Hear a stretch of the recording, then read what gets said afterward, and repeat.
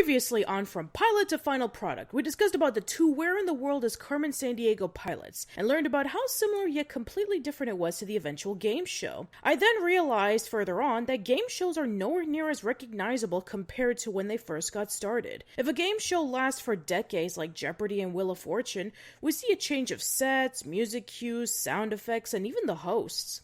However, today we're going to be taking a look at a Nickelodeon game show. More specifically, it's one that celebrated its 25th anniversary, Nick Arcade. Nick Arcade, hosted by Phil Moore, is about two teams of two kids controlling Mikey, the video adventurer across the board, where he would land on one of the 4 Ps: points, pop quizzes, puzzles, and prizes. As well as the video challenge, where one person tries to beat the wizard score by playing one of 5 video games. The team with the highest score will move on to the video zone, where they try to complete 3 levels, and at the end grab 3 orbs from one of the 3 villains: Merlin, Scorsha, or Mongo. For the longest time, the original pilot was unreleased to the public, and pretty much no one knew of its existence. That is, until November 2014, Nickelodeon enthusiast and maker of the upcoming Nickelodeon Studios documentary, Bilaal Smith, uploaded the pilot on YouTube, where it spread like wildfire and featured in numerous articles. With that said, let's take a look at the original pilot, and it's gone. Blocked by Viacom. Great! Now what am I supposed to do? The video is unavailable, and I can't do this episode of From Pilot to Final Product. Oh well. I guess we're just gonna have to end it right here. Tune in next time as we talk about something else. See you later.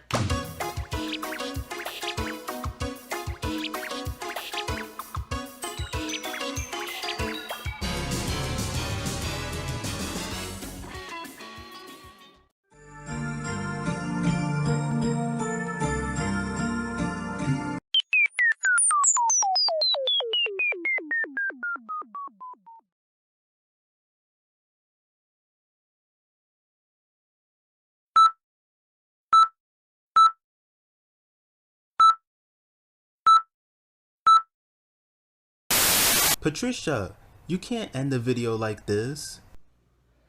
Who's that? Who's that interrupting the credits? It's me, Bilaal. Bilaal! Long time no see. What can I do for you? Well, I still have a copy of the pilot. I can lend it to you so you can continue your video.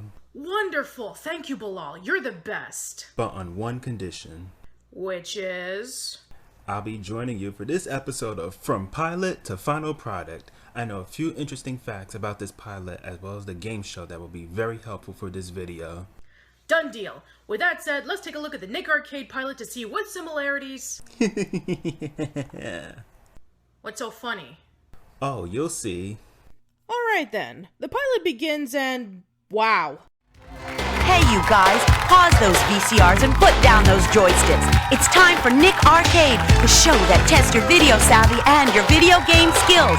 Not even 5 seconds into this pilot, and it's a stark contrast to what we would know from Nick Arcade. The setup, the music, and there are TVs instead of arcade machines. And that doesn't sound like Andrea Lively. Whoa, Patricia, one at a time. You're right. I'm sorry. I'm calm now. Okay, good. Now by looking at the pilot, we can see from the walls that they were taken straight out of another Nickelodeon game show. Get the picture.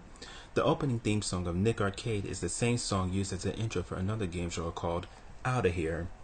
And finally, Andrea is not the announcer in this pilot. Her name is Fran Gochi, but she's not the only person who eventually wouldn't make it into the game show. What do you mean? Let's continue the discussion of the pilot and you'll see. After Fran makes her introductions on the game and the grand prize of a trip to Universal Studios, which is the grand prize of pretty much every single Nickelodeon game show of the 80s and 90s, we then see the host of Nick Arcade... Who's that? That's not Phil Moore. Correct. This is Neil Sherman. He was a promotional producer for Nickelodeon Studios back then. I have to say that he does a pretty decent job for hosting Nick Arcade. He does have enough charisma to entertain the kids and present the rules and games. I agree. Compared to the other game show hosts that we've had back in the 80s after Double Dare became a hit, all of them were incredibly bland or annoying. We're not counting Wild and Crazy Kids since they were teenage hosts and it was an outdoor setting, so the setup was different. What Bilaal and I are referring to were game shows like Think Fast and Make the Grade, trying to recreate the major success of Double Dare and not understanding on what made it so good. Anyway, continuing with the pilot, two kids come forward to the main TV to have a face-off to gain 25 points in control of the game. The game that the kids play is Post-Haste, which is about a mailman trying to run away from a dog and avoid obstacles like oil slicks and water. Let's compare both versions of Post-Haste.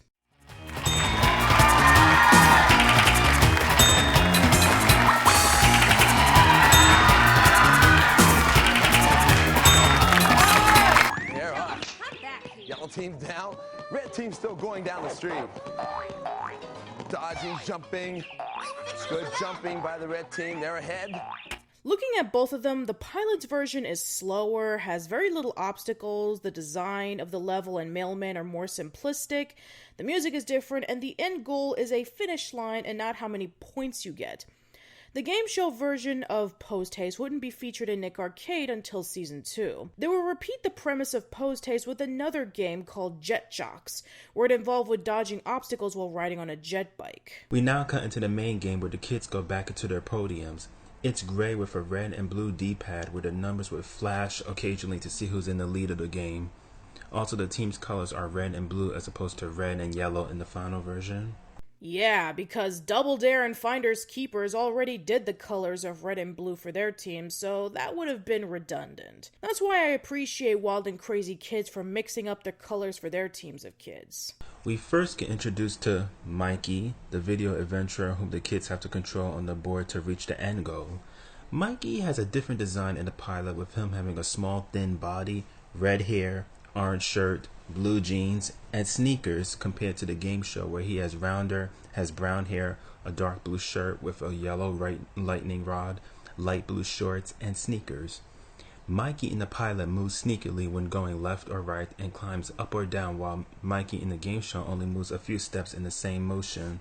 While his movements were limited in the game show, I cannot think of Mikey without thinking of the jingle whenever he goes to another direction. In fact, when the kids tell Mikey where to go in the pilot, it's complete silence. It doesn't look and feel right. Down. Mikey's going down.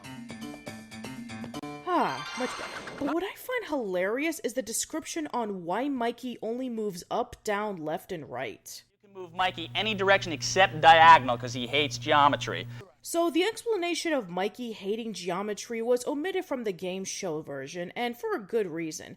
Games had limited movement back then, and 360 controls wouldn't be around until years later when the Nintendo 64 introduced the concept. Unless it's an indie title that's intended to have the same limitations that were prevalent in the games of yore, the stiff four-directional movement from Mikey is very archaic. The first level that Mikey enters is called Mikey's Nightmares, where he enters a haunted house and the kids moving him to try to get to one of the 4 P's in the arcade square while avoiding the enemy, which is in the form of a skull. This level would be the precursor to another haunted house called Creepyville, where he would try to avoid a ghost. Looking at the design of the level, the squares are multicolored and don't fill up the whole screen. There are a total of 13 squares, including the exit and the pilot, while as in the final version there are 18, including the exit. Another thing that's only done in the pilot is that in the first turn, Neo shows the contestants where the first enemy is so that they don't have to risk losing a turn. If they get captured by an enemy, Mikey moves back to his previous spot and has to go on a different direction. Which can happen in the final version due to the last spot he was at would turn into a time bomb and would be activated when someone moved Mikey to a spot he went to previously. When he lands on a pop quiz square, there are a total of 5 different categories that fit a certain theme, and the team chooses which one they wish to answer. While the final version did have that with only a choice of 3 categories in a few episodes of the first season, this too was eventually scrapped later on in the series. When a team gets an answer correctly or incorrectly, the sound effects are completely different compared to the final version. The Lucky Blarney Stone is located in a castle in what country? Is it A, England, B, Ireland, or C, France?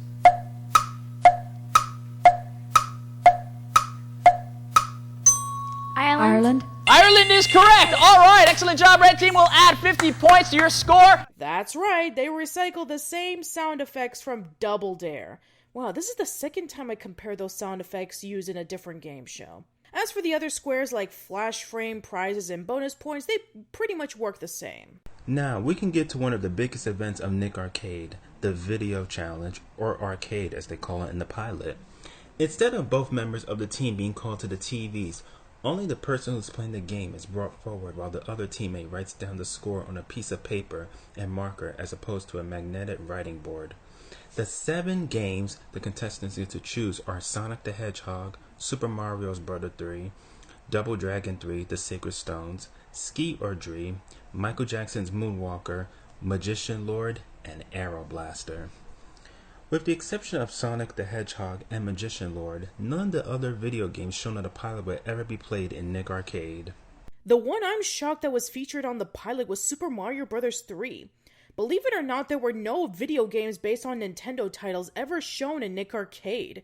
It's a shame because if Nintendo World Championship and NES Remix taught us anything, it is possible. If Super Smash Bros. Would have came out a few years later, that would have been an amazing game to have as a face-off. Anyway, the team continues to move Mikey towards the goal where the opposing team gets to choose the topic. If the team answers it incorrectly, the other team gets 50 points. In Nick Arcade, if the team leads Mikey to the goal, they have to answer the question correctly to get the point. But if none of the teams lead Mikey to the goal, Phil asks a question and the first team who answers correctly gets the points. And that concludes round 1. Round 2 begins with another face-off with a different game called Brain Damage, where they have to protect the brain cells on their side of the screen from killer nerve impulses. But in lamest terms, it's Pong with a brain in the background. With the exception of the colors looking darker and moving slightly slower, they brought back this game and rechristened it Brainstorm. Then they would create 2 other games with the same premise of Brainstorm in the form of Battle of the Bands and Star Defenders. The next level Mikey enters is called Mikey's Excellent Adventure, where he travels into space to fix the cosmic clock. The enemy of this game is a swirling time warp black hole. This level will be a precursor to the level Cape Cosmos, where Mikey travels to various locations in space and the enemies are the giant smooch aliens. Looking at the layout of Mikey's Excellent Adventure, it looks like what the map layout of Super Mario Galaxy would have been like if it would have came out in the early 90s. Yeah, nothing much to say about the second round since it's pretty much a repeat of the first round with a few minor differences, so let's move on to the final round, which is the one that's still remembered by everyone to this very day, the Video Zone. Just like in the game show, the winning team goes inside the video zone, or Nick Arcade as they call it, and play 4 different levels. The levels are the Cliffhanger, the Runaway Railcar, the Mine Maze, and the Ancient Tomb. All these levels would be featured in the game show. Now let's point out the differences. In Nick Arcade, the levels would be reduced to 3. Also, the team gets 60 seconds to complete the levels as opposed to the hefty 2 minutes the team in the pilot. If a player completes a level, they don't immediately switch over to the other player for them to play through their level. Instead, the game stops for a brief moment to let the audience the time remaining for the final round. The amount of coins that were collected and then proceeding to the next level. If a player loses all their health while playing a level, instead of the screen turning red and the start button appearing, the game stops again, showing the same results while stating to try again. You might also be questioning on who's the final boss of the game. The answer is no one. Neither Merlin, Scotia, or Mongo ever appear in the pilot, and I guess this is why the additional level was created. The pilot concludes with the team winning the game and getting their prizes. I mean, holy crap!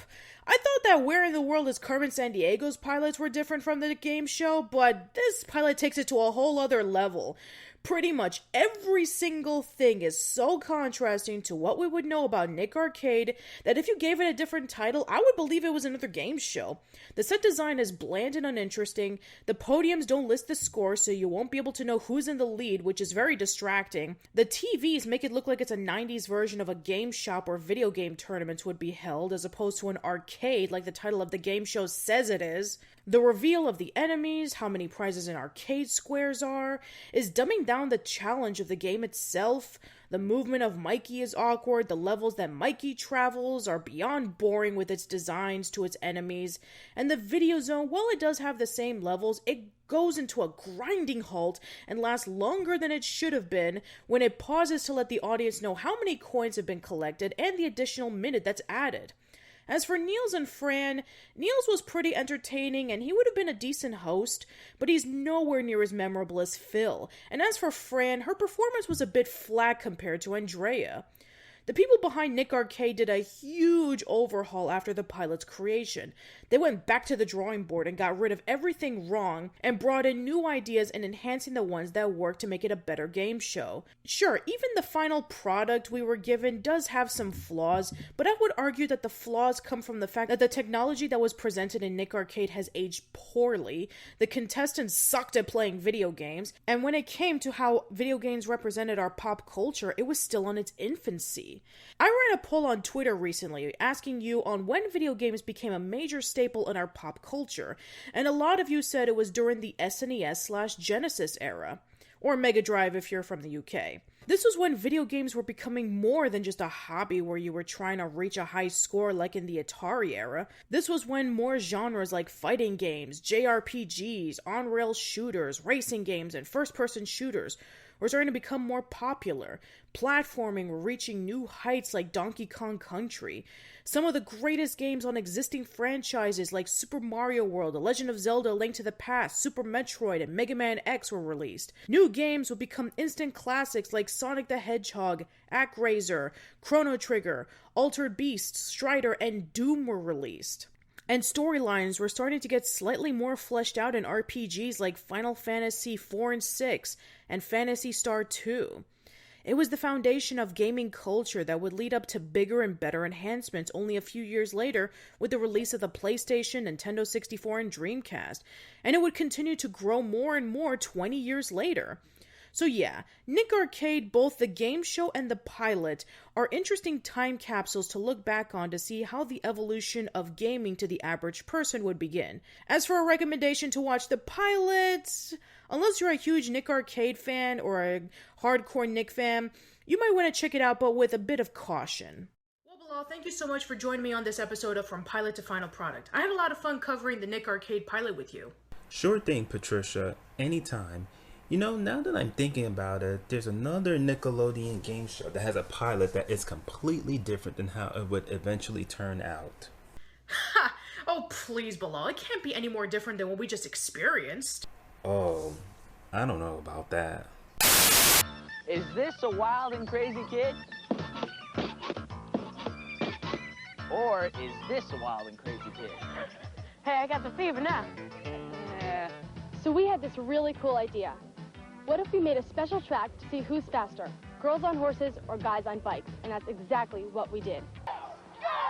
We talked to a lot of kids and asked them what would be the wildest and craziest thing they could do. One kid said, diving into a pool full of Jell-O. Another kid said, how about standing on your head blindfolded, eating 5 pounds of marshmallows?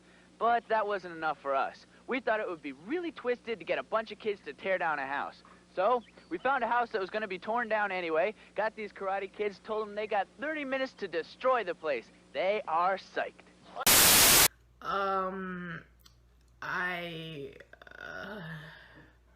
Good luck with that.